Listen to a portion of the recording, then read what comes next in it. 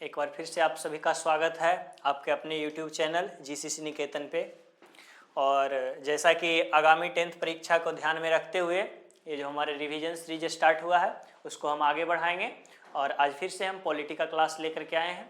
हमारे साथ बने रहेंगे तो हिस्ट्री, ज्योग्राफी सब सब्जेक्ट यहाँ रिवीजन चलेगा। ठीक है, 400 प्लस ऑब्जेक्टिव डिस्कस करेंगे और निश्चित रूप से इसमें से ज़्यादातर क्वेश्चन जो एग्जाम में डायरेक्ट टैली कर जाएगा। आपको ज़्यादा टेंशन लेने का जरूरत नहीं है, बस हमारे क्लास को ध्यान से देखेंगे। ठीक है, चलिए तो हम आगे बढ़ते हैं। तो सबसे पहले चैप्टर नंबर 3 में दिया हुआ लोकतंत्र और जनसंघर्ष। जनसंघर्ष क्या होता है वो देखेंगे। अपने अधिकार के प्रति प्राप्ति हेतु शासक वर्ग से अधिकार की मांग करना। ठीक है, जनसंघर्ष का तात्पर्य होता है किसी चीज को प्राप्ति हेतु संघर्ष करना। जन का मतलब क्या होता है? जन का मतलब हुआ लोग, जनता। ठीक है, जनसंघर्ष में जन का तात्पर्य क्या हो जाएगा? जनता। अच्छा, कलर चेंज कर लेते हैं थोड़ा। ठीक, जन का तात्पर्य किससे है? जनता से है ना, जनता से है। संघर्ष मतलब क्या होता है? मतलब किसी अधिकार को लेकर के अपने अधिकार की मांग करना। किससे मांग करना? तो शासक वर्ग से, जो उस पर शासन कर रहा है उससे अधिकार की मांग करना। वो अधिकार के मांग के लिए संघर्ष करना, एक तरीके से लड़ना, वही है जनसंघर्ष। जनसंघर्ष क्या है जी? तो आज़ादी की लड़ाई को लेकर के हम लोग भी जनसंघर्ष किए थे। अपने अधिकार की मांग को लेकर के ब्रिटिश से जनसंघर्ष किए हैं। प्राचीन समय नहीं, वो आधुनिक समय का जो काल है, ब्रिटिश से आज़ादी को लेकर के बहुत सारे स्वतंत्रता सेनानी हैं, वो जनसंघर्ष किए।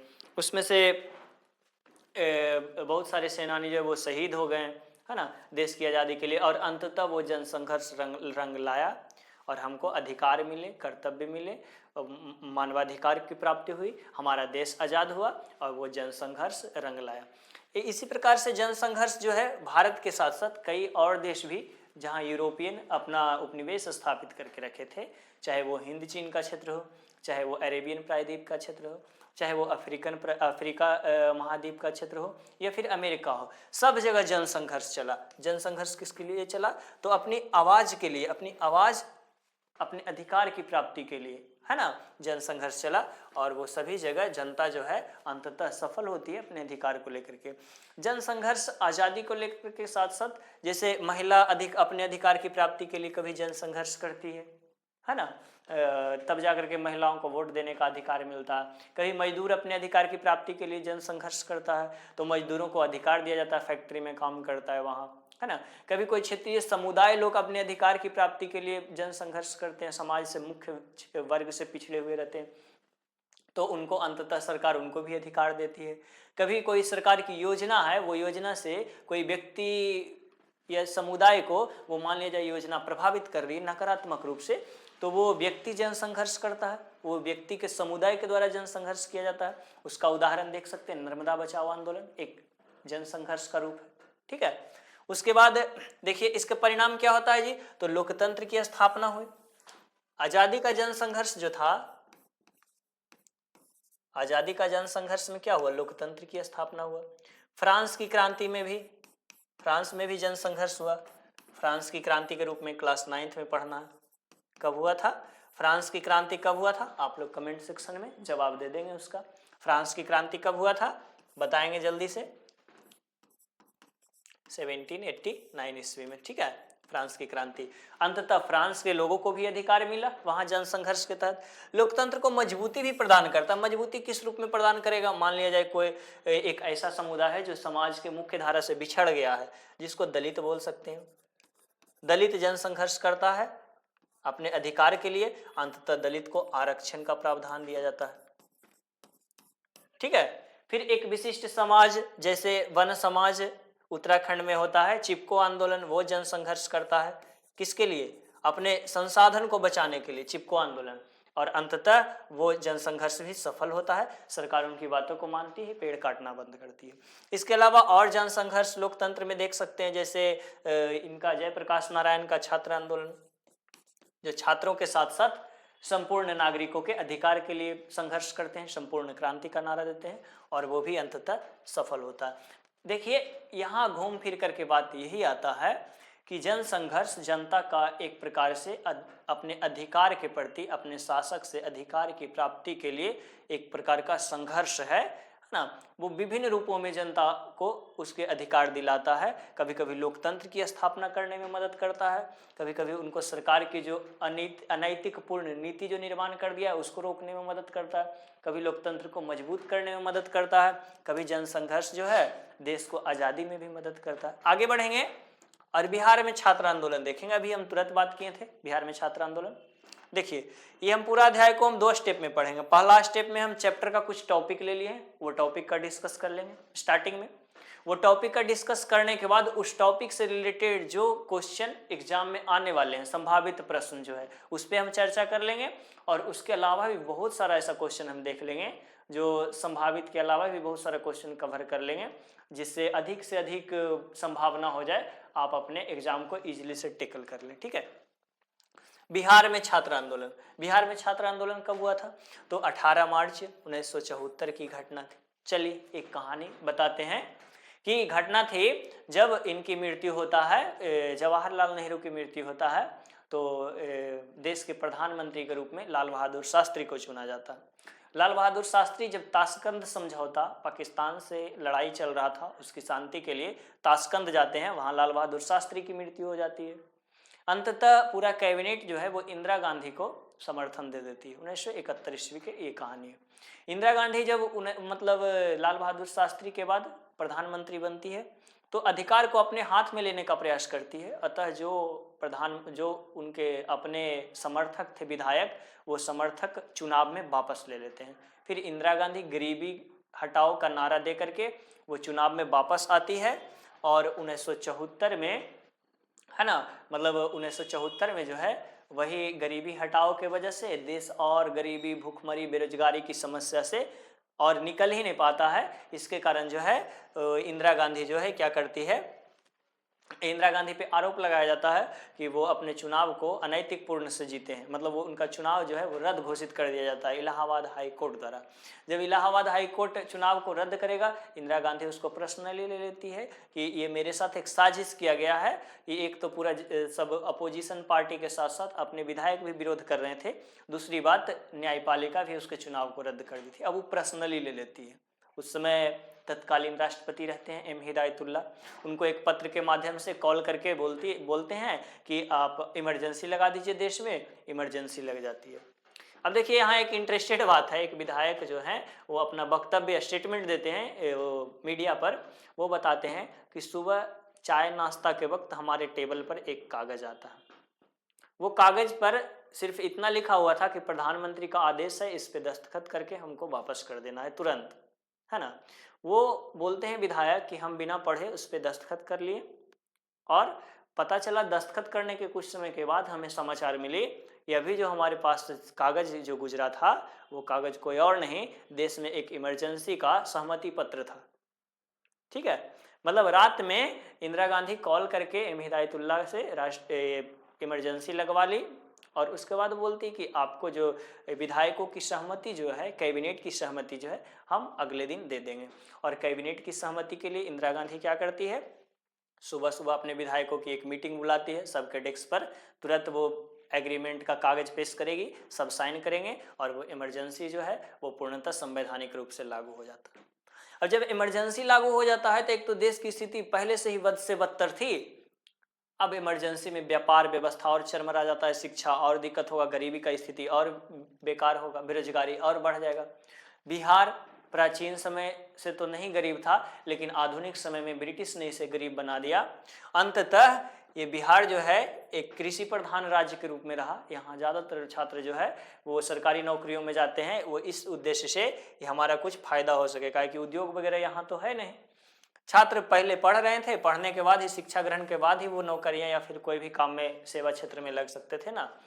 तो पढ़ाई में समस्या आ रही थी, वहीं पर ही जो स्कूल वगैरह में दिक्कत होने लगा। मतलब जब इमरजेंसी लग गया, गरीबी बेरोजगारी से परेशान हो गया, उनको रोजगार नहीं मिल रहा था। डिग्री लेकर के जयप्रकाश नारायण के पास पहुँचे। जयप्रकाश नारायण को छात्र बोले कि हमें आप एक आंदोलन करना चाहते हैं जिसमें आपका समर्थन चाहिए। इस सरकार जो तानाशाह बन चुकी है उसके खिलाफ एक आंदोलन करना चाहिए। जयप्रकाश नारायण अपना समर्थन देते हुए ये कहते हैं कि हम तो समर्थन दे रहे हैं, परंतु आपसे हमको एक प्रस्ताव चाहिए, एक वादा चाहिए। यह आंदोलन जो है पहला अहिंसक रहेगा, दूसरा वादा चाहिए यह आंदोलन सिर्फ बिहार के स्तर पर नहीं संपूर्ण भारत के स्तर पर जाएगा।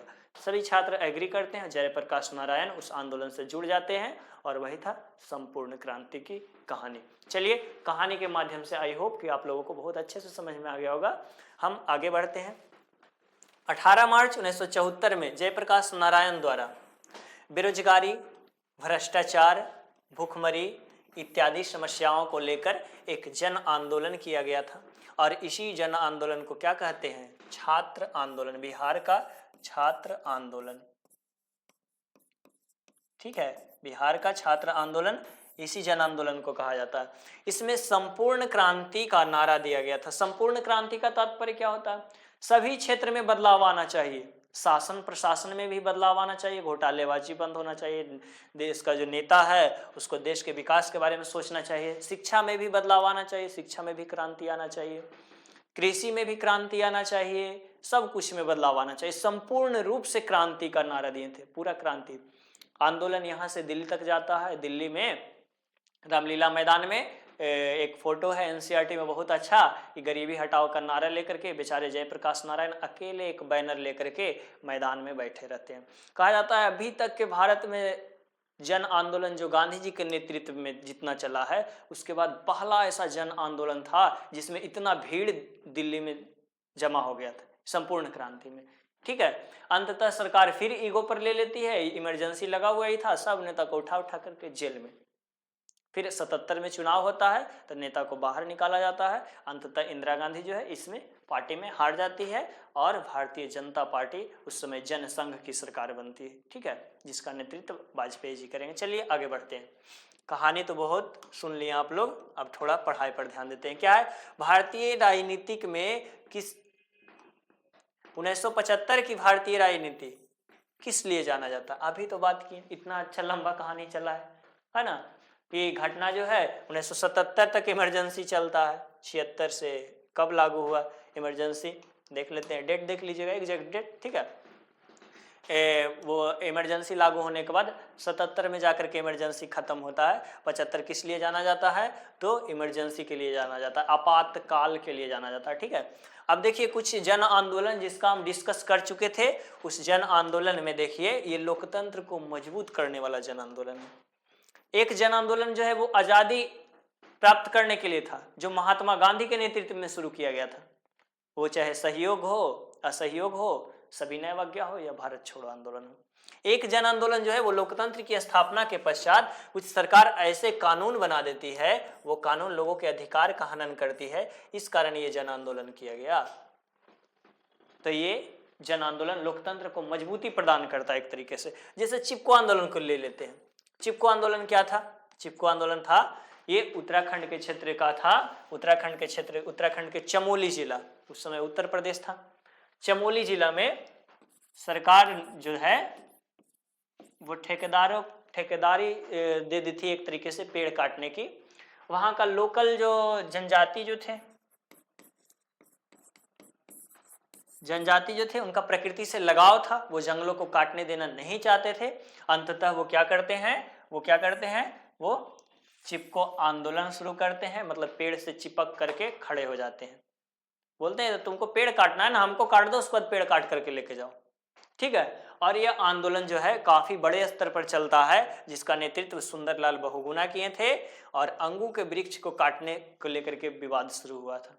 अंततः सरकार जो है जनता के संघर्ष के आगे झुक जाती है और इस प्रकार के संसाधन को बचाने वाले जो आंदोलन था ये सफल होता है और पेड़ को काटने से रोक लगा दिया जाता है। चलिए अगला क्वेश्चन की तरफ बढ़ते हैं। भारतीय लोकतंत्र में सत्ता के विरुद्ध जन आक्रोश किस दशक में प्रारंभ हुआ? सत्ता के विरुद्ध यानी कि सरकार के विरुद्ध जन आक्रोश, वही तो 70-80 के दशक, 70 से 80 के दशक। ठीक है, 1970 के बाद का टाइम है और 80 के पहले का टाइम है, यही है ना। 1980 के दशक में ही ना शुरू हुआ संपूर्ण क्रांति। संपूर्ण क्रांति। संपूर्ण क्रांति का नेतृत्व कौन किए थे? संपूर्ण क्रांति का नेतृत्व कौन किए थे? जेपी बाबू, जयप्रकाश नारायण, इन्हें भारत रत्न मिला है ना। और बताएंगे कि बिहार में कितने ऐसे व्यक्ति हैं, बिहार के कौन ऐसे जाने माने व्यक्ति हैं जिन्हें वर्तमान समय में यानी कि 2024 में भारत रत्न से सम्मानित किया गया। आंसर बताएंगे जल्दी से कमेंट सेक्शन में, ऑफलाइन में भी जाकर के आंसर दे सकते हैं। आगे बढ़ते हैं, ठीक है। देखते हैं अगला क्वेश्चन, बिहार में संपूर्ण क्रांति का नेतृत्व निम्नलिखित मतलब किन्होंने किया था? अभी देखिए आंसर लिखा हुआ है, संपूर्ण क्रांति का नेतृत्व कौन किए थे जी? जेपी, जयप्रकाश नारायण। संपूर्ण क्रांति का नेतृत्व कौन किए थे? जयप्रकाश नारायण किए थे, ठीक है। चलिए आगे की तरफ बढ़ते हैं, अगला क्वेश्चन की तरफ, ठीक है। 1977 में आम चुनाव में किस पार्टी को बहुमत मिला? अभी कुछ देरी पहले ही बात किए थे, जनसंघ पार्टी, भारतीय जनता पार्टी के रूप में, जनसंघ के रूप में जानी जाती थी उसमें, उसी को बहुमत मिलता है। अटल बिहारी वाजपेयी बनते हैं प्रधानमंत्री के रूप में, ठीक है। अगला क्वेश्चन है, चिपको आंदोलन निम्न में से किससे संबंधित नहीं है? चलिए छोड़ दीजिए इसको, किससे संबंधित है चिपको आंदोलन? आप लोग वो बताइएगा, नहीं काट देते हैं। अभी चिपको आंदोलन के बारे में हम डिस्कस किए थे ना। चिपको आंदोलन किस चीज से संबंधित है जी? चिपको आंदोलन जो है वो वन संरक्षण से संबंधित है, वन संरक्षण से संबंधित है। वन संरक्षण या वृक्ष को काटने से रोकने, काटने से रोक लगाना, इससे संबंधित है। इसका नेतृत्व कौन किए थे जी? तो सुंदरलाल बहुगुणा, ठीक है। सबको याद है, सबको याद होगा ये। चलिए आगे की तरफ बढ़ते हैं, अगले क्वेश्चन की तरफ, इसमें ज्यादा वक्त हम ना लेंगे, ठीक है। अगला क्वेश्चन क्या है? नर्मदा घाटी परियोजना, है ना। नर्मदा घाटी परियोजना या नर्मदा बचाओ आंदोलन एक ही है। ये देखिए, इसका कहानी ये था कि नर्मदा नदी जो है, नर्मदा और ताप्ती, देखिए थोड़ा सा एक मैप बना देते हैं, इजीली नदी को समझ में आ जाएगा नर्मदा नदी का, ठीक है। थोड़ा इंतजार करेंगे 10-15 सेकेंड, ज्यादा सब्र न करना पड़ेगा, ठीक है। चलिए, तो हम बात कर रहे थे किसके बारे में? नर्मदा नदी के बारे में। ये देखिए विंध्याचल पहाड़ी है, ये है सतपुड़ा पर्वत, है ना। इधर हो गया विंध्य पर्वत हो गया, और ये हो गया सतपुड़ा पर्वत, ठीक है। इसके बीच में बहती है नर्मदा नदी, निकलती है मध्य प्रदेश के अमरकंटक से, एमपी से निकलती है। सिर्फ एमपी याद रखेंगे कि मध्य प्रदेश के अमरकंटक से निकलती है कौन सी नदी जी? नर्मदा नदी, और गिरती है इधर अरब सागर में अपना जल गिराती है। ये दो पहाड़ियों के बीच में, विंध्याचल और पर्वत और सतपुड़ा के बीच में बहती है। इधर मध्य प्रदेश से, इसका मध्य प्रदेश से बहेगी, एक राज्य हो गया, दूसरा गुजरात हो गया, तीसरा महाराष्ट्र हो गया। ये 3 राज्य से जुड़ा हुआ है ये घटना, ठीक है। अब इसी नदी पर जो था, इसका बहुत सारा सहायक नदी है, हिरना है, वर्धा है, बहुत सारा है। तो वो सभी नदियों पर परियोजना बनाया जा रहा था, नदी घाटी परियोजना, नदी घाटी परियोजना बनाया जा रहा था, ठीक है। अब वो नदी घाटी परियोजना बनाने में कोई दिक्कत नहीं था, लेकिन अगर नदी घाटी परियोजना बन रहा था तो उसके पीछे का क्षेत्र पूरा जलमग्न हो रहा था और वहां रहने वाले लोगों को विस्थापित होना पड़ रहा था, मतलब वहां से उनको हटना पड़ रहा था। समस्या यहां था। तो जो जनजाति जिनका जमीन छीन रहा था, जिनका उस क्षेत्र की संपदा जिनसे हाथ से छीन रही थी, वो इस आंदोलन को शुरू करते हैं, नर्मदा बचाओ आंदोलन को के रूप में इसे जाना जाता है, ठीक है। नर्मदा बचाओ आंदोलन मतलब नर्मदा और उसकी सहायक नदियों पर बहुत सारे बांध बनाए जा रहे थे।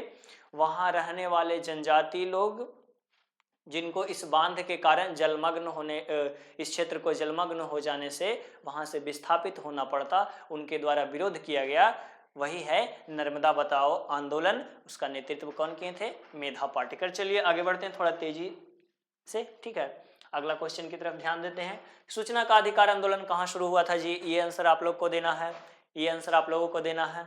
हम सिर्फ बता देते हैं कि ये सूचना का अधिकार आंदोलन कहाँ शुरू हुआ था। सूचना का अधिकार आंदोलन कहाँ शुरू हुआ था, जल्दी बताएंगे। चलिए, ये राजस्थान का है, ठीक है, राजस्थान का मामला है। आखिरकार में सरकार 2005 में इसको संवैधानिक रूप दे देती है, ठीक है। सूचना का अधिकार, RTI, राइट टू इंफॉर्मेशन, मतलब हमको किसी भी चीज के बारे में सरकार जैसे किसी योजना पर कितना खर्च कर रही है उसके बारे में जानने का अधिकार है, वही है आरटीआई। ठीक है, सूचना का अधिकार। ये भीम तहसील जनजाति एक था, भील तहसील था, भील तहसील है ना, वहीं से शुरू होता है ये मामला और धीरे धीरे ये मामला बहुत आगे बढ़ जाता है। अंततः सरकार जो है इस आंदोलन को मान्यता दे करके सूचना के अधिकार को कानून बना देती है। सूचना का अधिकार संबंधी कानून कब बना, अभी तुरंत बताएं, 2005 का है। बोलीविया में जन संघर्ष का मुख्य कारण क्या था? देखिए, बोलीविया जो है, बोलीविया दक्षिणी अमेरिका महाद्वीप का एक देश है, दक्षिणी अमेरिका महाद्वीप का एक देश है। वहाँ जो है एक पार्टी वहाँ पानी उपलब्ध उतना नहीं है शहर में, एक निश्चित शहर का बात करेगा, वो निश्चित शहर में पानी उपलब्ध नहीं था, तो पानी को बोरवेल वगैरह से निकाला जाता था और सरकार द्वारा सप्लाई किया जाता था। सरकार द्वारा किया जाता था तब तक कोई दिक्कत नहीं था।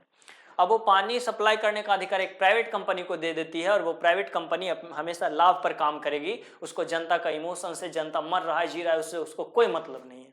प्राइवेट कंपनी को वो क्या करती है, पानी पर बहुत सारा धन लगा, मतलब पैसा लगा देती है कि बहुत इतना पैसा लगेगा, मान लीजिए 1 लीटर पानी का कीमत लगेगा 20 रुपया, अब नहाइए 25 लीटर और 100 लीटर जो उछलते रहते हैं। तो इस कारण जो है वहाँ जनसंघर्ष हो गया और आंदोलन शुरू हो गया और आंदोलन बहुत बड़े स्तर पर चला गया। पानी मूलभूत आवश्यकता है, उसके लिए लड़ना भी जरूरी है। अंततः आंदोलन सफल हुआ और सरकार जो है वो प्राइवेट कंपनी से फिर से पुनः अधिकार अपने हाथ में ले ली और जनता को इस योजना का लाभ मिला। चलिए अगला क्वेश्चन की तरफ बढ़ते हैं। राजनीतिक दल देखते हैं, राजनीतिक दल देखेंगे। ठीक है, राजनीतिक दल क्या है जी, है ना, तो देख लेते हैं। राजनीतिक दल को लोगों के एक ऐसे संगठित समूह के रूप में समझा जा सकता है जो चुनाव लड़ने और सरकार में राजनीतिक सत्ता हासिल करने में उद्देश्य से काम करते हैं। ठीक है, ये डिफिनीशन एक बार पढ़ सकते हैं, इसको एक बार पढ़ लेंगे सब लोग, पॉज करके पढ़ लेंगे। अब हम आगे बढ़ते हैं, एक डिफिनीशन हम बताते हैं, है ना। समान उद्देश्य की प्राप्ति हेतु,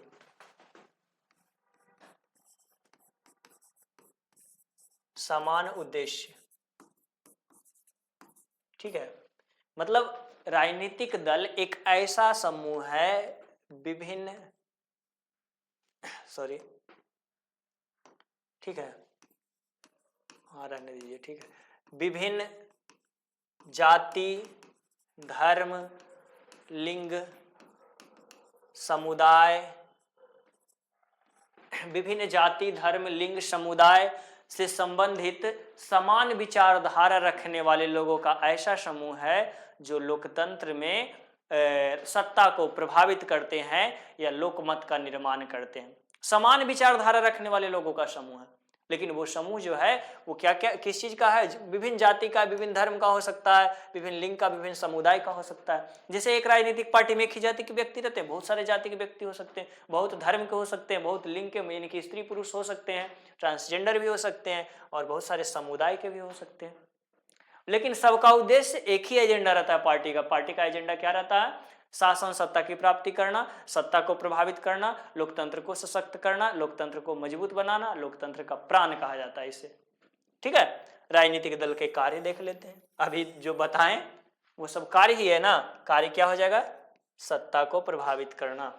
ठीक है, कार्य इसका क्या हो जाएगा? एक एक करके देख लेंगे, इधर लिखेंगे। सत्ता को प्रभावित करना,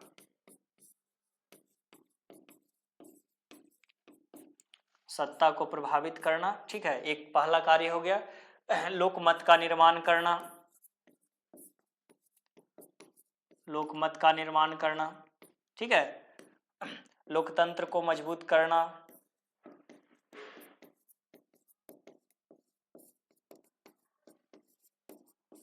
जनता की आवाज बनना,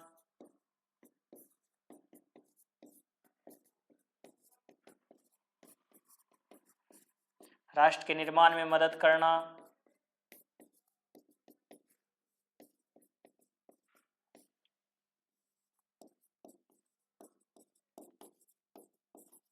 चलिए इतना कार्य काफी है ना। इसे और क्या कहा जाता है? तो लोकतंत्र का प्राण कहा जाता है, लोकतंत्र का प्राण। ठीक है, राजनीतिक दल जो है उसकी शुरुआत किस देश से होती है? तो कहां से होती है? ब्रिटेन से होती है। ठीक है, संपूर्ण विश्व में देखा जाए तो 3 प्रकार का राजनीतिक दलीय व्यवस्था है लोकतंत्र में। एक देश जो हो जाएगा जिसमें एक दलीय व्यवस्था है। चलिए आगे बढ़ते हैं और उसके बाद आगे हम डिस्कस करते हैं। ठीक है, हाँ चलिए क्वेश्चन आ ही गया, यहीं पर ही देख लेते हैं। क्या बताएं, राजनीतिक दल का नींव किस देश में पड़ा था जी? तो ब्रिटेन में, है ना, ब्रिटेन यानी कि इंग्लैंड बोल सकते हैं। और उसके बाद क्या बताएं, राजनीतिक दल जो होता है लोकतंत्र में, विभिन्न देश का लोकतंत्र अलग अलग है, उसके अनुसार जो है लोकतांत्रिक व्यवस्था में बहुत प्रकार के राजनीतिक दलीय व्यवस्था है। ठीक है, तो पहला लोकतांत्रिक व्यवस्था में जो है वो एक दलीय लोकतांत्रिक व्यवस्था है। एक दलीय लोकतंत्र, एक दलीय लोकतंत्र क्या होता है जी? जहां एक ही पार्टी हो और वही सत्ता में हमेशा अपना प्रतिनिधि खड़ी करती है। जैसे चीन का हो गया, चीन का मान लिया जाए, चीन का कोई पार्टी है, तो एक पार्टी है, जो भी पार्टी है, कम्युनिस्ट पार्टी है, वही 4 प्रतिनिधि खड़ी कर दिया, ABCDE, या तो ई व्यक्ति को वोट दीजिए, या तो ई, या फिर ये, या मतलब एक ही पार्टी का व्यक्ति, यानी कि बीजेपी का ही 5 व्यक्ति खड़ी कर दिया। दूसरा विकल्प आपका नहीं, दूसरा पार्टी का विकल्प नहीं है, पार्टी का एक ही है। भले आपको बहुत सारे प्रतिनिधि मिल सकते हैं, लेकिन एक ही पार्टी के मिलेंगे, जो भी रहेंगे वो एक ही पार्टी के मिलेंगे। इसको क्या बोलते हैं? एक दलीय लोकतांत्रिक व्यवस्था। फिर द्विदलीय एक होगा, ठीक है, द्विदलीय लोकतांत्रिक व्यवस्था है। और द्विदलीय लोकतांत्रिक व्यवस्था कहाँ है? एक दलीय कहाँ बताएं जी? एक चीन हो गया, एक दलीय में चीन हो जाएगा, और उसके बाद रूस हो जाएगा, चीन और रूस। द्विदलीय व्यवस्था कहाँ कहाँ है? मतलब 2 पार्टी रहेगा इसमें 2 पार्टी रहेगा देश में। इंग्लैंड में है, फिर अमेरिका में है। ठीक है, अमेरिका में द्विदलीय व्यवस्था बेस्ट। इसमें क्या रहता है? 2 पार्टी रहता है, मतलब एक ए पार्टी है, एक बी पार्टी है। एक पार्टी का भी प्रतिनिधि चुनाव में खड़ी होगा, बी पार्टी का भी प्रतिनिधि चुनाव में खड़ी होगा। आपको 2 पार्टी में से किसी एक को चुन सकते हैं, 2 ही पार्टी रहेगा, विकल्प आपके पास सिर्फ 2 है। भारत क्या है? बहुदलीय व्यवस्था है भारत में, बहुदलीय व्यवस्था का लोकतंत्र है, बहुदलीय लोकतंत्र व्यवस्था है भारत में। ठीक है, इसमें बहुत सारी पार्टी होती है, बहुत सारी पार्टी, राज्य स्तर की पार्टी, केंद्र स्तर की पार्टी, केंद्र स्तर की भी बहुत सारी पार्टी होती है, राष्ट्रीय पार्टी, जैसे जनता पार्टी जो है वो राष्ट्रीय पार्टी है। फिर ये भारतीय राष्ट्रीय कांग्रेस जो है वो राष्ट्रीय पार्टी हो गया, है ना। तृणमूल कांग्रेस भी राष्ट्रीय पार्टी, हालांकि उसका इस बार छीन लिया गया है, वो कुछ क्राइटेरिया नहीं पूरा कर पाएंगे तो छीन लिया जाएगा। फिर आम आदमी पार्टी जो है वो राष्ट्रीय राजनीतिक दल का दर्जा वो भी प्राप्त कर चुका है। तो ये इजिली कुछ जान सकते हैं, ये सब बातें इजिली। चलिए आगे बढ़ते हैं।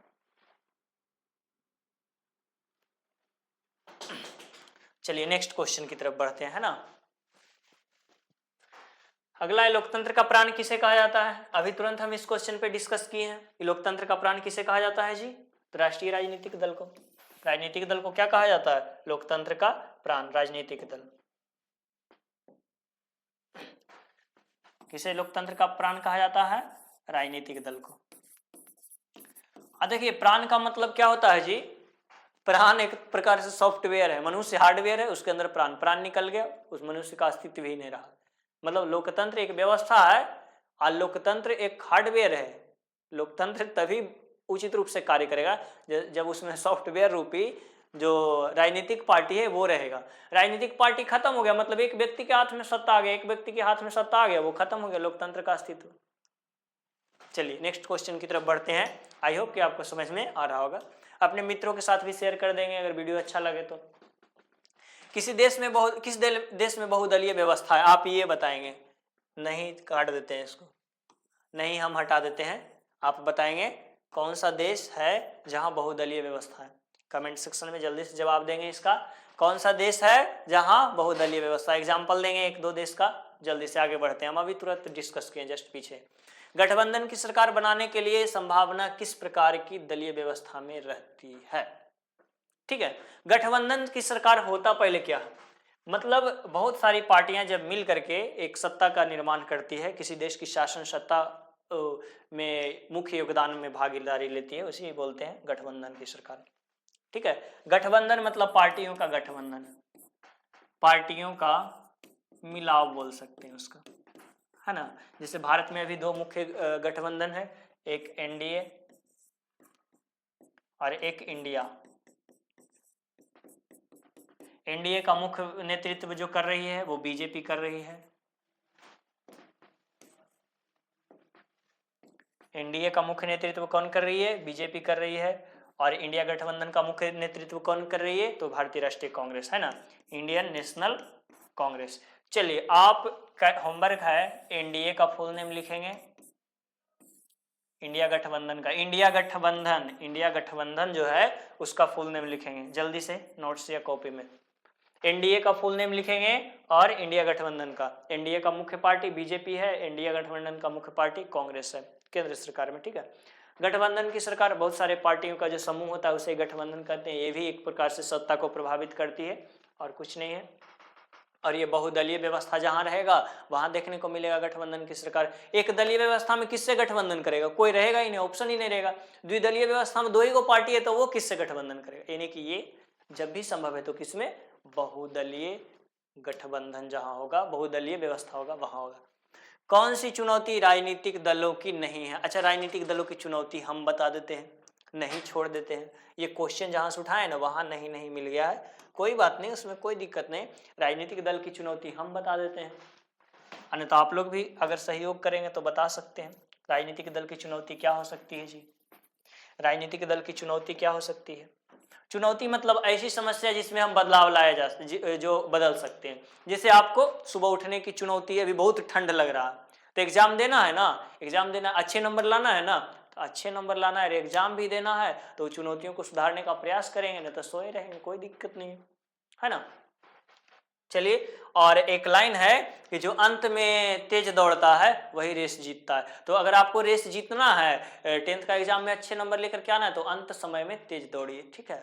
स्टार्टिंग में तो सब सिर्फ लय बना के चला जाता है, लेकिन अंत में वही जीतता है जो अंतिम में तेज दौड़ता है। तो आपके शरीर में जितना क्षमता उतना लगा दीजिए इस 1-2 महीना में, ताकि अधिक से अधिक नंबर अर्न कर सके। अपने गार्जियन का कम से कम लगेगा तो कि हम बेटा पे जो खर्च किए या फिर अपने बेटी पे जो खर्च किए वो पैसा मेरा जाया नहीं गया, ठीक है। आगे की ओर हम बढ़ते हैं नेक्स्ट क्वेश्चन की तरफ। उससे पहले हम देख लेते हैं लोकतंत्र की चुनौतियां, ठीक है। आपके पढ़ाई में क्या चुनौती है जी? तो ठंड लगता है, तो इसका चुनौती हम बताते हैं, है ना। पहला है वंशवाद, और ये तो आप लोगों को बताने का जरूरत है नहीं। वंशवाद क्या है जी?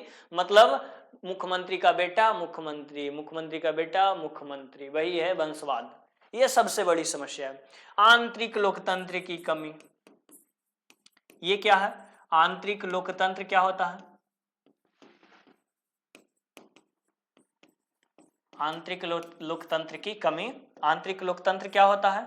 आंतरिक लोकतंत्र का मतलब, मान लिया जाए कोई पार्टी है, पार्टी में मान लिया जाए 50 व्यक्ति हैं, 50 व्यक्ति में एक ऐसा व्यक्ति है जिसके पिताजी इस पार्टी के अध्यक्ष रह चुके हैं पिछले 5 बार से, और उनका बेटा भी इसमें है।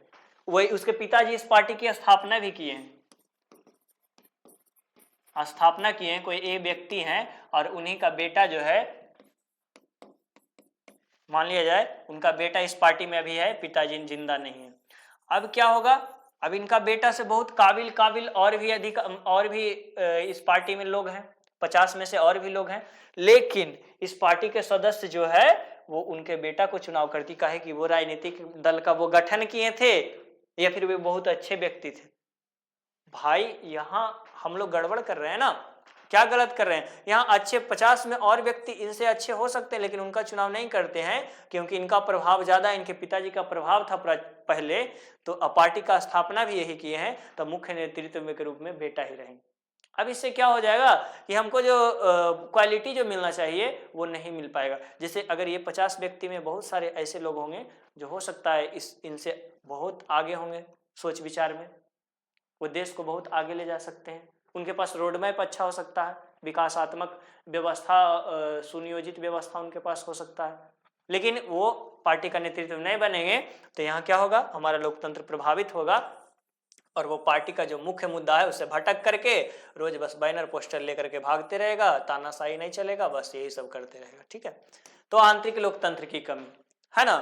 अब बिहार का तो समस्या अलग है जी, बिहार में तो बिहार का क्या है राजनीतिक दल का चुनौती?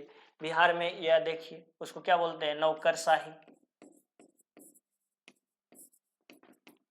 नौकरशाही है ना, वंशवाद की राजनीति बिहार में तो बहुत अच्छे है ना। और चुनौती क्या हो सकता है जी राजनीतिक दल की? और चुनौतियां क्या हो सकती है? जैसे उनके पास विचारधारा जो है वो हो सकता है किसी धर्म के प्रति झुकाव हो, धार्मिक झुकाव हो सकता है, और बहुत सारी चुनौतियां हैं जिसको हम ठीक कर सकते हैं लेकिन ठीक नहीं कर पा रहे हैं, पता नहीं क्यों। चलिए आगे बढ़ते हैं, है ना। दल बदल कानून, चलिए दल बदल कानून देख लेते हैं। दल बदल कानून क्या है? तो संविधान के अनुसूची 10 में, यानी कि 10वीं अनुसूची के तहत दल बदल कानून का चर्चा किया गया है। किस अनुसूची के तहत? 10वीं अनुसूची के तहत।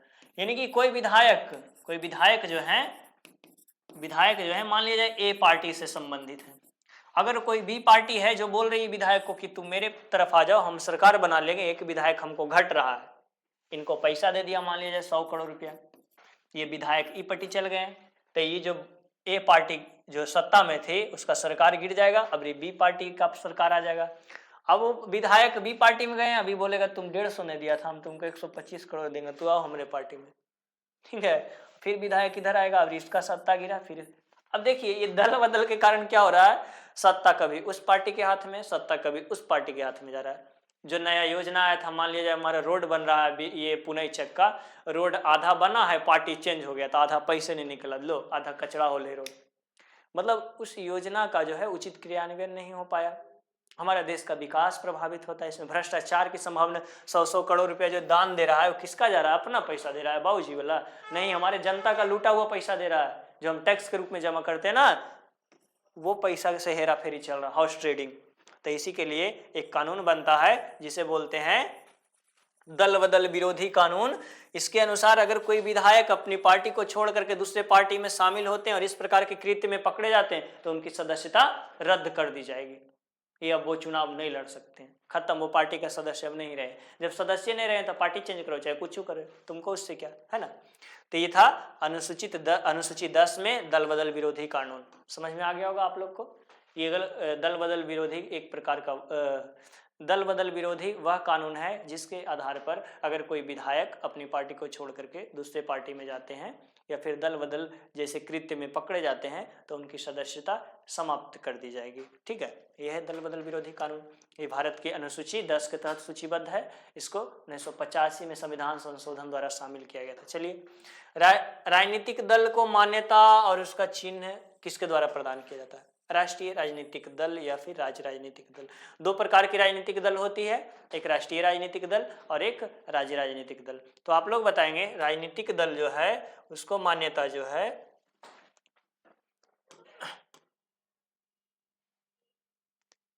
राजनीतिक दल को मान्यता जो है वो अच्छा कौन चुनाव चिन्ह और राष्ट्रीय राजनीतिक दल या राज्य राजनीतिक दल होगा उसको मान्यता कौन देता है? तो चुनाव आयोग के बारे में जान लेते हैं थोड़ा सा। चुनाव आयोग से पहले चुनाव थोड़ा जान लेते हैं। चुनाव क्या है जी? चुनाव क्या है? लोकतंत्र, जनता के लिए जनता के द्वारा चुना गया, जनता के द्वारा किया गया शासन है। तो जनता उसमें सब कुछ है, सर्वोपरि है, जनता ही चुन रही है और किसके लिए? अपने खुद के ऊपर शासन करने के लिए। मतलब जनता क्या कर रही है? चुनाव कर रही है। किसका चुनाव कर रही है? तो प्रतिनिधि का चुनाव कर रही है। कैसा प्रतिनिधि? तो खुद पे शासन करने के लिए। तो चुनाव क्या है? चुनाव एक प्रक्रिया है जिसके आधार पर जनता द्वारा अपने ऊपर शासन करने के लिए प्रतिनिधि का चुनाव, शासक का चुनाव किया जाता है। चुनाव क्या है? लोकतांत्रिक व्यवस्था की एक प्रक्रिया है जिसमें जनता द्वारा अपने ऊपर शासन करने के लिए प्रतिनिधि को मत दिया जाता है या प्रतिनिधि को चुना जाता है। वह प्रक्रिया को क्या बोलते हैं? चुनाव बोलते हैं। चुनाव आयोग जो है इस प्रक्रिया में को मजबूती से पालन करवाने में अपनी मुख्य भूमिका अदा करता है। भारत में चुनाव आयोग जो है वो उसमें 3 सदस्य होते हैं। एक मुख्य चुनाव आयुक्त जो राजीव कुमार हैं, राजीव कुमार अभी वर्तमान समय में, ठीक है। 2 अन्य चुनाव आयुक्त होते हैं जो ज्ञानेश कुमार हैं, एक ज्ञानेश कुमार, सुखविंदर सिंधु, ठीक है, ज्ञानेश कुमार और सुखविंदर सिंधु, ठीक है। इनका कार्य क्या है? तो चुनाव आयोग का कार्य है कि देश में चुनाव का संचालन करना अच्छे से, और चुनाव राष्ट्रीय राजनीतिक दल या राज्य राजनीतिक दल को उसको चुनाव चिन्ह आवंटित करना, चुनाव चिन्ह के साथ साथ उनको राष्ट्रीय राजनीतिक दल का दर्जा देना या फिर राज्य राजनीतिक दल का दर्जा देना। ये चुनाव आयोग जो होता है वो 2 स्तर का होता है, केंद्र का स्तर का, ठीक है, एक राष्ट्रीय चुनाव आयोग हुआ, राष्ट्रीय चुनाव आयोग, ठीक है, राष्ट्रीय चुनाव आयोग। राष्ट्रीय चुनाव आयोग का क्या कार्य रहेगा? तो ये संसद यानी कि लोकसभा, राज्यसभा, विधानसभा, सब सदस्य होगा, ठीक है, राष्ट्रपति, उपराष्ट्रपति, राष्ट्रीय चुनाव आयोग जो है यानी कि भारत का चुनाव आयोग जो है वो इतना चुनाव कराते हैं, ठीक है। इसके अलावा भी और भी कुछ हो सकता है एक्स्ट्रा, लेकिन इतना पर्याप्त है। फिर राज्य निर्वाचन आयोग होता है, एक राष्ट्रीय निर्वाचन आयोग, एक राज्य निर्वाचन आयोग, ठीक है। इसका कार्य क्या है जी? तो पंचायती राज, पंचायती राज बोले तो स्थानीय स्वशासन का चुनाव कराता है, स्थानीय स्वशासन का, ठीक है, स्थानीय स्वशासन का चुनाव कराता है। राष्ट्रीय चुनाव आयोग की नियुक्ति कौन करते हैं? राष्ट्रपति। राज्य चुनाव आयोग की नियुक्ति कौन करते हैं? तो राज्यपाल। आई होप कि यहां तक समझ में आ गया होगा। हम आगे बढ़ते हैं, ठीक है, अगले क्वेश्चन की तरफ। अगर तेजी बढ़ जाते हैं तो थोड़ा सा पॉज करके जो बोर्ड पर लिखते हैं उसको पढ़ लेंगे, या फिर वीडियो को पीछे कर करके दोबारा सुन लेंगे, क्या दिक्कत है उसमें। जनता दल यूनाइटेड पार्टी का गठन कब हुआ जी? इसका डेट आप लोग खुद इंटरनेट पर सर्च करके देख लेंगे एक बार। जनता दल यूनाइटेड, जेडीयू है ना, ये 1999 के आसपास का होगा जेडीयू का गठन, ठीक है। हमको फिलहाल में डेट एग्जैक्ट याद नहीं है। निम्न में से कौन सा राष्ट्रीय राजनीतिक दल, चलिए ये तो ऑप्शन ही नहीं दिया, तो आप एक काम कीजिएगा, आपका होमवर्क है, होमवर्क क्या है, तो कुछ प्रमुख राष्ट्रीय राजनीतिक दल जैसे हो गया बीजेपी हो गया, आम आदमी पार्टी हो गया, फिर भारतीय राष्ट्रीय कांग्रेस हो गया, बहुजन समाजवादी पार्टी, बहुजन नहीं है वो, इनका है अखिलेश यादव का जो पार्टी, वो भी तो अखिलेश यादव वाला नहीं है, सॉरी। 3 पार्टी बताए ना, एक भारतीय राष्ट्रीय कांग्रेस, एक बीजेपी और एक आम आदमी पार्टी। इसके अलावा और कुछ राष्ट्रीय राजनीतिक पार्टियां होंगी, उसका कुछ का इंपॉर्टेंट का नाम लिख लेंगे। दूसरा, बिहार में राज्य राजनीतिक पार्टी आरजेडी, जेडीयू, ये सब जो है, इसका भी 2-4 का नाम लिख लेंगे आप लोग, बिहार का राज्य राजनीतिक पार्टी का, तो अच्छा रहेगा। और उसको 2-4 बार उसको पढ़ लेंगे, अगर एग्जाम में आता है तो इजीली टिक कर देंगे। भारतीय जनता पार्टी का चुनाव चिन्ह क्या है बताने की जरूरत है नहीं। भारत का राष्ट्रीय पुष्प क्या है जी? कमल। किसके नेतृत्व में 1977 में जनता पार्टी की सरकार का गठन हुआ? कुछ देरी पहले बताए थे, अटल बिहारी वाजपेयी, ठीक है। अटल बिहारी वाजपेयी यही वह व्यक्ति थे जब फिर से दोबारा पाकिस्तान हमला करता है ना, सॉरी 1999 का लड़ाई जब होता है, कारगिल का लड़ाई, उसमें भी अटल बिहारी वाजपेयी थे। फिर परमाणु अनुसंधान जो ऑपरेशन शक्ति के रूप में, दूसरा परमाणु अनुसंधान, उसमें भी अटल बिहारी वाजपेयी थे। पहला परमाणु अनुसंधान हुआ था लाफिंग बुद्धा के रूप में, उस समय इंदिरा गांधी प्रधानमंत्री थी। दूसरा परमाणु अनुसंधान जो हुआ था 1999 में, उस समय जो प्रधानमंत्री थे अटल बिहारी वाजपेयी थे। उस समय अमेरिका भारत परमाणु अनुसंधान किया था, अमेरिका पूरा प्रतिबंध लगा दिया व्यापार पर। बोले अटल बिहारी वाजपेयी कोई दिक्कत नहीं, हम अपने किसानों से इतना उत्पादन कर लेंगे कि तुमसे मांगने का जरूरत ही नहीं पड़ेगा हमको अनाज का। हरित क्रांति हो चुका था, हमको कोई टेंशन ही नहीं था। अपने कुछ समय के बाद व्यापार खोल दिया, वो कुछ समय के बाद खुद व्यापार खोल दिया, उसको खुद। भारत एक बहुत बड़ा बाजार है जी वैश्विक स्तर पर, कोई देश इसको ज्यादा देरी तक प्रतिबंध नहीं लगा सकता है। और वर्तमान समय में तो भारत का छवि और वैश्विक स्तर पर अच्छा बन गया, ठीक है। तो अटल बिहारी वाजपेयी जब पाकिस्तान धमकी दे रहा था हम परमाणु बम मार देंगे, भारत खत्म हो जाएगा, डरा रहा था, पूरा जनता को पैनिक कर रहा था। तो अटल बिहारी वाजपेयी बोले कोई दिक्कत नहीं, तुम एक परमाणु बम मारोगे ना, भारत का एक हिस्सा खोएगा, फिर भी भारत बचेगा ना। लेकिन हम भी आपसे वादा करते हैं कि अगर परमाणु बम भारत में गिराए, एक शहर भारत खोने के लिए तैयार है, लेकिन कल का सूरज पाकिस्तान देख नहीं पाएगा। बेचारा पाकिस्तान समझ गया कि दिमाग सटकेला आदमी है, कहीं दे ना दे, बेचारा पीछे अड़ गया, छोड़ दिया कि ऐसा रोज धमकी देते रहता है। थोड़ा सा लड़ाई नहीं हुआ, इधर तालिबान वाला मुद्दा शुरू हुआ, सॉरी फिलिस्तीन इजराइल वाला, तो फिलिस्तीन की तरफ से सपोर्ट था उसका, आतंकवादी को ही सपोर्ट करेगा, है ना। गाजा में जो आतंकवादी जो था उसका सपोर्ट रहता है पाकिस्तान को, है ना। तो वहां भी कहेगा कि हम, वहां भी बोलते रहता था कि पाकिस्तान जो है एक परमाणु समृद्ध देश है, वो इजराइल पर परमाणु बम मार देगा। अरे तुम परमाणु बम वो चलता तो है ना, कि परमाणु बम सिर्फ देख ले के रख लियो, ऐसा तो नहीं ना कि वो भी चाइनीज है कुछ देरी के बाद वो काम करना बंद कर दे और खुद नहीं फट जाओ। हमको तो वो भी डाउट हो रहा है। आधा बम तो कुछ समय पहले एक एयरक्राफ्ट पाकिस्तान का जो था वो कहीं क्रैश हो गया था। अब हुआ क्या, पाकिस्तानी सरकार गछिए न रही कि नहीं हमारा एयरक्राफ्ट कहीं क्रैश ही नहीं हो सकता। अब जो एयरक्राफ्ट में जो एक कुर्सी रहता है, वो इमरजेंसी के टाइम में बटन दबाते हैं ना, तो वो अचानक शीशा को ब्रेक करके बाहर निकल जाता है और इससे पैराशूट खुलता है और जो चालक रहता है उसका जान बच जाता है। अब कुर्सी जो था वो चाइनीज कंपनी का था। चाइनीज कंपनी बेचारा अपना प्रचार करने के लिए न्यूज़पेपर में एकदम बढ़िया से ऐड छपवाया कि फलना कंपनी के द्वारा बना हुआ कुर्सी जो था ये एयरक्राफ्ट में लगा हुआ था, इसके कारण वो पायलट का जान बच गया प्रचार कर दिया, उसका पूरा पोल खोल दिया। वो चाइनीज कंपनी की एयरक्राफ्ट जो था वो अमेरिका का क्रैश हुआ था, सॉरी पाकिस्तान का ही क्रैश हुआ, है ना अंततः। तो ये है, वो गछबो नहीं करता है। यहाँ कारगिल का लड़ाई में भी ना, हम पाकिस्तान का सैनिक वो है ही नहीं, वो आतंकवादी है। फिर इधर 71 का लड़ाई में भी वैसे ही पाकिस्तान का जो सैनिक हुआ, उसको शहीद हुआ, उसको पहचानने तक इनकार कर दिया, ऐसा स्थिति है ना। तो ये सुधरने वाला नहीं है, इसको छोड़ देते हैं हम आगे। बहुजन समाजवादी पार्टी आपको पता ही है। बांग्लादेश कब स्वतंत्र हुआ, 1971 की लड़ाई जब इंदिरा गांधी थी, इंदिरा गांधी सत्ता में थी 1971 में। पाकिस्तान को ऐसा लगा कि एक महिला शासन सत्ता में है, इसको तो हम इजीली आराम से इसको हरा देंगे। उसको ये नहीं पता था कि भारत की नारी जो है वो प्राचीन समय से ही देवी और दुर्गा है, साजिश करने में माहिर है। वो ऐसा साजिश रची कि पाकिस्तान के 2 टुकड़े हो गए। अब वो बेचारा सोचा था पाकिस्तान के हम भारत का से जम्मू कश्मीर छीनेंगे, वो अपने निसेफ है, अपने 2 टुकड़ा में बट गया, है ना।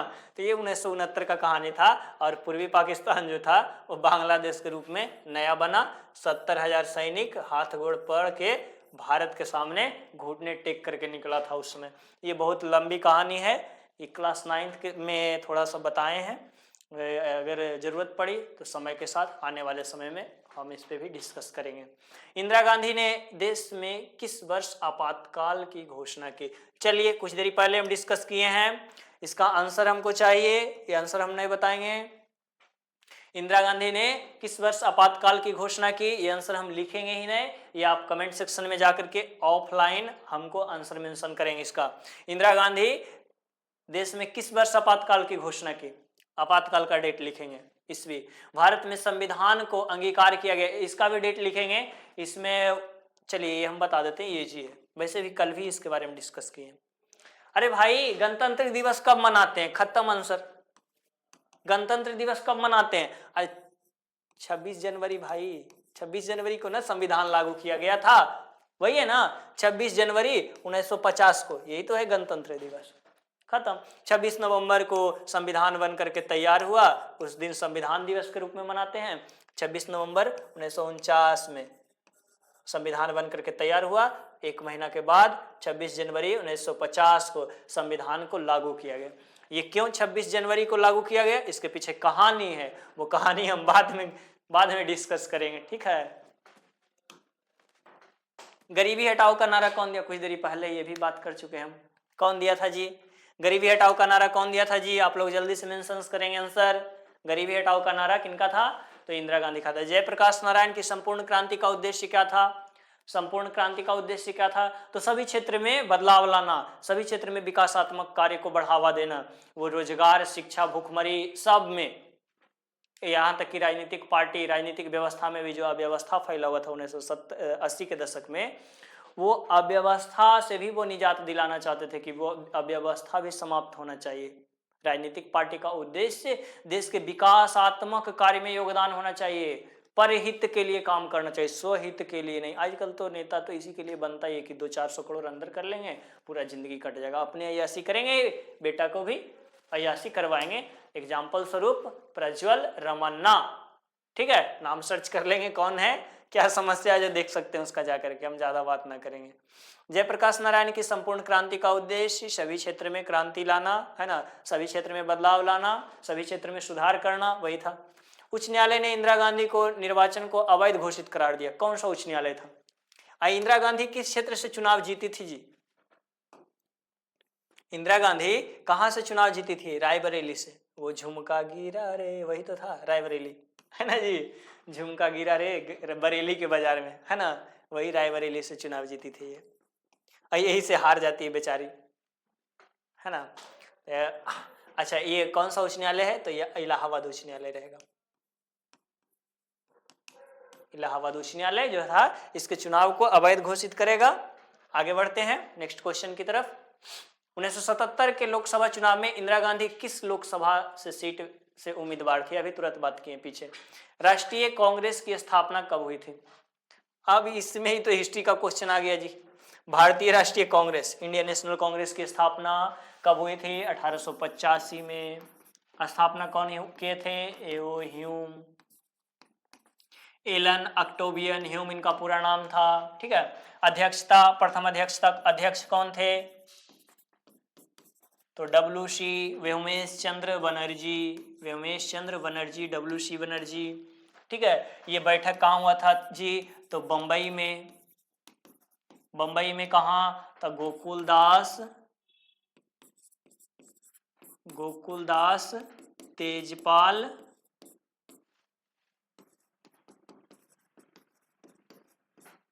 संस्कृत विद्यालय, ठीक है, यहाँ बैठक हुआ था। और कुछ इसमें मिलेगा? अध्यक्षता कौन के थे? चलिए कुछ अगर मिलेगा तो आप लोग हैंडल कर लेंगे हिस्ट्री का, इसके बारे में बहुत अच्छे से हम डिस्कस कर चुके हैं हिस्ट्री में। हिस्ट्री इतना इंटरेस्टेड, इतने कहानी उसमें सुनाए हैं कि कहानी से ही आधा याद हो गया होगा जो मेरा क्लास देखते हैं वो कहानी अगर अभी आए हैं कोई वीडियो में तो जा करके स्टार्टिंग में सुनेंगे। इंदिरा गांधी का कहानी बहुत अच्छे से हम डिस्कस कर चुके हैं इसी वीडियो में। भाजपा एवं उसके सहयोगी दल के गठबंधन को किस नाम से जाना जाता है? वो फॉर्मूला, वो हम फुल नेम लिखने के लिए टास्क दिए हुए हैं, आपको याद होगा क्या है जी? NDA, भाजपा और उसके, अच्छा आगे,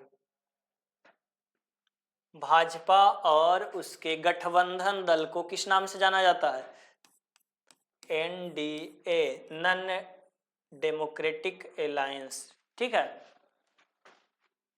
देख लेंगे जाकर के एक बार इसको, हम लिखने के लिए होमवर्क के रूप में दिए हुए हैं आप लोग को। NDA और एक इंडिया गठबंधन और NDA। भारतीय जनता पार्टी के प्रथम अध्यक्ष कौन थे? ये भी होमवर्क रह जाता है आपका। भारतीय जनता पार्टी के प्रथम अध्यक्ष कौन थे जी? अटल बिहारी वाजपेयी जो थे वो प्रधानमंत्री थे भारतीय जनता पार्टी से। इसके प्रथम अध्यक्ष कौन थे? होमवर्क उतना नहीं दिए हम ज़्यादा, होमवर्क सिर्फ वो है, फुल नेम है NDA का फुल नेम जो अभी हम बताएं, एक बार अच्छे से उसके बारे में देख लेंगे और कॉपी में उतार लेंगे। फिर एक इंडिया गठबंधन का है ना, सिर्फ हम एक होमवर्क दिए हैं और वो भी आपको वीडियो में ही उसका आंसर मिल जाएगा मोस्टली, अगर आगे पीछे पूरा वीडियो जो देखे होंगे। भारतीय जनता पार्टी की स्थापना किस वर्ष हुई थी? भारतीय जनता पार्टी की स्थापना किस वर्ष हुई थी? तो इसका डेट हमको एग्जैक्ट याद नहीं है, ये शायद 1989 का है। आई एम सॉरी, ये क्वेश्चन देख लेंगे आप लोग एक बार जा करके, इसका आंसर मुझे सही से याद नहीं है, ठीक है। बहुजन समाजवादी पार्टी का चुनाव चिन्ह किनका है जी? बहुजन समाजवादी पार्टी, मायावती का हाथी होगा इसका चुनाव चिन्ह। आगे बढ़ेंगे, चुनाव चिन्ह का भी एक लिस्ट बना लेंगे। देखिए, राष्ट्रीय राजनीतिक दल का एक तरफ नाम लिखेंगे, राजनीतिक दल का चिन्ह क्या है, फिर दूसरा राजनीतिक दल स्थापना कब हुआ उसका चिन्ह क्या है, ऐसे करके एक लिस्ट बना लेंगे जिसमें 10-12 पार्टी का नाम लिख लेंगे वर्तमान समय का, उसमें से 5-6 बिहार का, 5-6 राष्ट्रीय राजनीतिक दल का, और उसको 2-4 बार पढ़ लेंगे, एक लिस्ट बना लेंगे, ठीक है। और अगर आप लोग वो बनाने में सक्षम नहीं है तो इंतजार करेंगे, कुछ समय के बाद वो लिस्ट भी हम आपको प्रोवाइड करवा देंगे। लोजपा पार्टी, लोजपा के संस्थापक कौन थे, अब ये भी बताने की जरूरत तुमको है नहीं, है ना, रामविलास पासवान। चलिए, तो आपका क्लास जो था यहीं तक था। वीडियो में पूरा बने रहने के लिए बहुत बहुत धन्यवाद। और अगर वीडियो अच्छा लगा तो लाइक कर देंगे, अपने मित्रों के साथ शेयर कर देंगे और चैनल को सब्सक्राइब कर देंगे। तो पूरा क्लास देखने के लिए बहुत बहुत धन्यवाद। अगर आप क्लास के बीच से आए तो एक बार जा करके पूरा वीडियो देखेंगे, बहुत अच्छे से कहानी के रूप में कुछ जगह डिस्कस किए। और ये सिर्फ 30-40 क्वेश्चन नहीं था, 30-40 क्वेश्चन के माध्यम से हम कई क्वेश्चन डिस्कस कर चुके हैं, एक्स्ट्रा क्वेश्चन भी डिस्कस कर चुके हैं। तो आराम से जाइए और वीडियो को अच्छे से देखिए, एक वीडियो और है, और टाइम दीजिए 1 आध घंटा, आराम से पॉलिटी कवर हो जाएगा क्वेश्चन, ठीक है। नेक्स्ट वीडियो में मिलते हैं हिस्ट्री या फिर ज्योग्राफी का क्लास लेकर। तो धन्यवाद।